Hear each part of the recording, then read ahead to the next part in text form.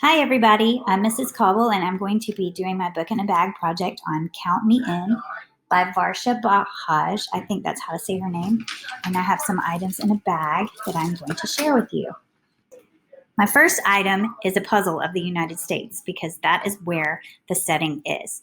The story takes place in the United States, but a lot of the characters represent immigrants, but they are fighting for the understanding that they are still Americans. I chose these little people for my characters. I chose this one because it represents Karina.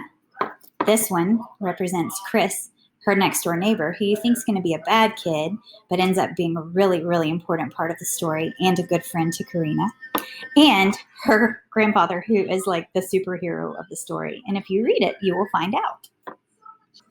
For the point of view, I actually chose two items because the story is written in a dual point of view, which means it switches back and forth between chapters.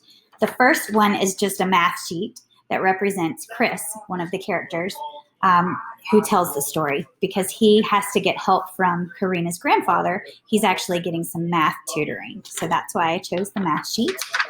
And I chose a camera to represent Karina's point of view because she's a photographer and she takes pictures of things that happen in the community. And it's actually one of her pictures that helps to spark a movement on social media. For the plot, I chose my phone with Instagram because Instagram is a very important part of the story. They end up posting a picture that goes viral of an attack that happened to her grandfather, and it helps to bring the community together. And my last item is Olaf to represent the theme because Olaf loves everyone and accepts everyone for who they are.